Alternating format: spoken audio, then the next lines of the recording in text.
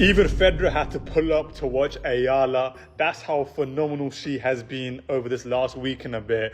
But Ayala's run is done. She is out of Wimbledon. She showed fight, she showed grit, she showed determination. But today was just the beginning of something special. Big shout out to Jasmine Paolini, who's into another quarterfinal at Wimbledon.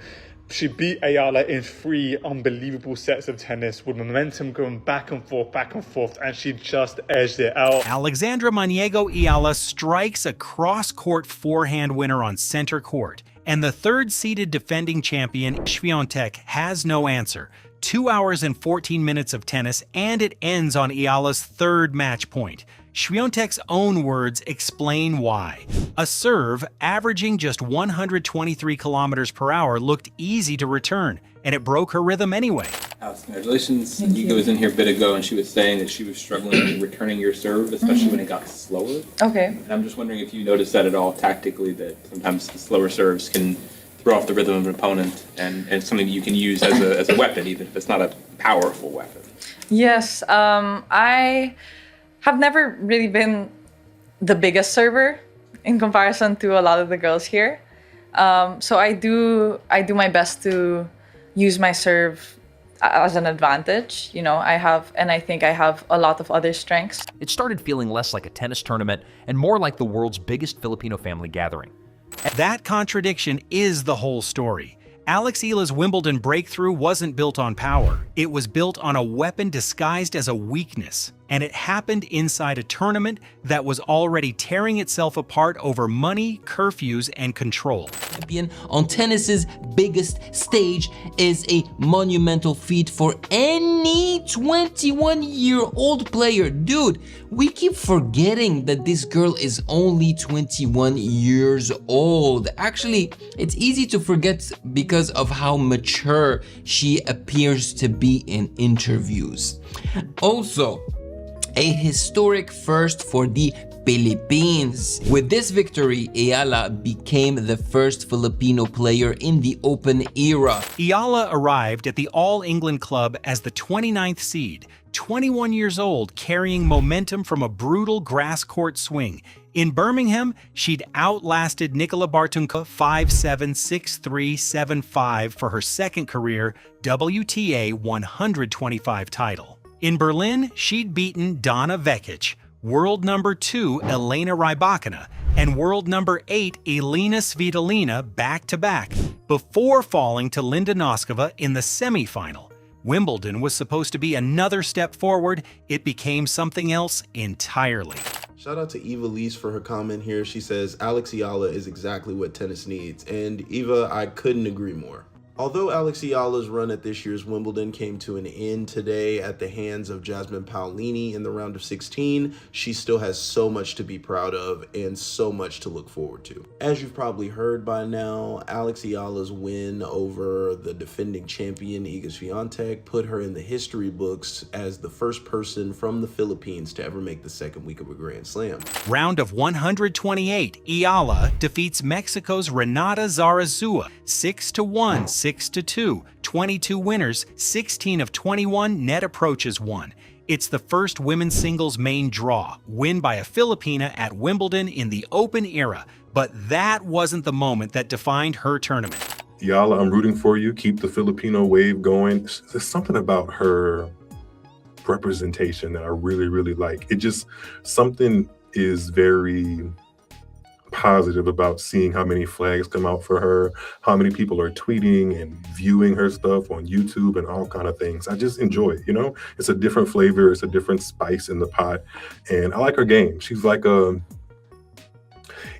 is like a Angelique Kerber of the current that I can root for. That came next against Australia's Maya Joint, fresh off, eliminating 23-time Grand Slam champion Serena Williams in the first round. Joint takes the first set 6-3. She breaks early in the second, and now Eala's down 0-1, 15-30 on her own serve, 1 point away from a 2-set deficit against a player who just beaten a legend. This weekly here, and Alexandra Eala creating more history on the tennis court. She is the first player from the Philippines to reach week 2 at a major in the Open era. And Chris, I'm not going to lie, the reaction, the buzz, the support for Eala, it's on a scale I don't think I've ever seen before. I've never seen anything like it either. I think the amount of attention she gets, the buzz that she generates is absolutely huge. I think it's bigger than some of the top players, the number ones in the sport. Perhaps the most fascinating part of the story was that none of this appeared to be manufactured. That's when she fires back-to-back aces, 105 miles per hour, 107 miles per hour. The set flips. Eala sweeps it 6-2, then closes the match 6-0. Avenging her own heartbreak loss to joint in the 2025 Eastbourne final. 2 aces. That's the hinge point of her entire tournament. I think being a competitive athlete, especially at this level in general, of course it comes with pressure, but everybody has pressure built into their lives at one point. And look at the everyday Filipino, my parents who have put food on the table for me and my brother and who have sacrificed so much. I can't imagine the pressure that they've been through. All the parents and everybody, providing for them. But this wasn't the end. Center court was waiting, and so was Iga Świątek. The same Iga Świątek who back in 2023 stood as guest of honor at Eala's graduation from the Rafa Nadal Academy in Manacor, Mallorca. 3 years later, the teacher's guest becomes the opponent. The first set alone runs 84 minutes. Świątek breaks early to lead 2-1. Eala answers right back, breaks again, and serves for the set at 5-3. Świątek saves a set point, forces a tiebreak, but Eala stays composed, saves 2 more set points inside the breaker, and closes it out 11-9 when Świątek sends a forehand long. Eala carries that momentum straight into set 2. She breaks to love, races out to a 4-0 lead, survives 1 breakback, and closes it out on her 3rd match point. It's like this, they are the start of, what could be something really, really special here. And I just think it's a great story, and I think what's interesting is she's in the right part of the draw, Joel, for it to go even further. She is indeed. Do you see her as a genuine contender? Personally, I feel if you're the person who's dumping out the defending champion, then you have to be in with a shout for the title. And I do think the draw does help her. But Chris, what do you think? Do you think she's a genuine contender now? 24 winners. 21 unforced errors. Świątek finishes with 44 unforced errors of her own. Alexandra Maniego Eala has just eliminated the defending Wimbledon champion. And here's where things really shift, because the explanation for how she did it came straight from Świątek herself. The difficulty wasn't Eala's pace, she admitted. It was the absence of it. A serve that looks slow actually breaks an opponent's timing, precisely because it doesn't give them the rhythm they're trained to punish. What looks like a limitation on paper turns out to be a mechanism for disruption in practice. This isn't just a story about an underdog overachieving, it's a story about a tactical read that the sport's own former #1 confirmed out loud on the record in defeat. That Eala had over this last week was something special and something that she can truly be proud of and something that she's going to build upon. We've seen the birth of a superstar in this game, and I'm convinced of that. The way that she played, the determination she plays with, the amount of people that are behind her watching her play. She's box office, but all in all, it's a week that she can be proud of, and it's a week that she can build up on. 2026 has been a building year, and she is building so well. Eala collapsed in tears on the grass as center court rose to its feet. Afterwards, she talked about training as a kid back in the Philippines with her brother and her grandfather, wearing ruffled socks and light-up shoes on courts that looked nothing like this one. Billie Jean King publicly congratulated her, calling her an inspiration to children in the Philippines and beyond. None of this happened in isolation either. Wimbledon 2026 was consumed by a player revenue-sharing protest, led by figures including former WTA chief executive Larry Scott. And I think that comes down to the fact that she is from a nation where there is only one player. It is her, and she is pioneering. So I think she's getting the whole of the country excited about tennis and into tennis for the first time, probably.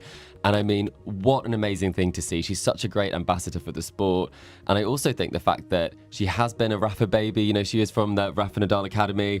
Maybe the Spanish audience are also getting supportive of her, as well as now a global audience. But Joel, is she now even more hyped than Fonseca? I think so, and I think she's now got the tennis to back it up. Demanding 16% of tournament revenue against the All England club's offer of 14.4%. This despite a record £64.2 million purse. Players limited their media commitments to 15 minutes. World number 2, Alexander Zverev had his 4th round match suspended by the 11 p.m. curfew, forcing him to resume the next day under a reopened roof and completely different conditions. 11 players were fined a combined £34,000 for code violations. This was the environment Eala's run had to cut through just to be noticed at all. It's not the first time we've seen Alex Eala defeat Iga Świątek, the person who ironically handed her her diploma when she graduated from the Rafael Nadal Academy. I was put on to Alex Eala's potential impact on the sport when she defeated Iga Świątek in the quarterfinals of the Miami Open in 2025 to advance to her first Masters 1000 semifinal. Ever since that moment, I have not seen a tournament in which the Filipino fans didn't show up in droves for Eala. In closing, and in reference to what Eva said in her comment, but the run had its limit. In the round of 16, 13th seed Jasmine Paolini used baseline consistency to win 6-4, 4-6, 6-3 over 2 hours and 22 minutes. Eala played through tape on her right thigh and left forearm. Her first serve percentage dropped to 50% in the first set, 54% in the third. The match stayed even until 3-4 in the decider, when back-to-back unforced errors handed Paolini the break that mattered. Roger Federer watched from the royal box. Eala later admitted his presence added to her nerves. Even in defeat, center court gave her a standing ovation. Eala leaves Wimbledon with a career-high ranking of world number 28, the highest any Filipina has ever reached on the WTA Tour, and £300,000 in prize money, pushing her 2026 season earnings past $1.26 million. Now she heads back to hard courts where her compact ground strokes have historically been strongest, with the Mubadala DC Open and National Bank Open ahead of her before a second US Open appearance. Like I said, I think representation is so important, but I think representation goes beyond nationality, it goes beyond it's so multidimensional. Yeah. That representation is exactly what you said. It's being able to see yourself in someone else, and I think if I'm able to do that for other people, then I'd be really happy. And not to mention, I think we so oftentimes talk about tennis as this singular sport that you go through by yourself. And it was so clear today how much and how many you were carrying with you. Here's the thing though, the serve that dismantled a defending champion on grass was never designed for grass. So the real question isn't whether Alex Eala can keep climbing. It's whether that same slow serve that broke Iga Świątek's rhythm on center court will still work as a weapon or become exactly the vulnerability it always looked like, once she's back on a surface built for speed.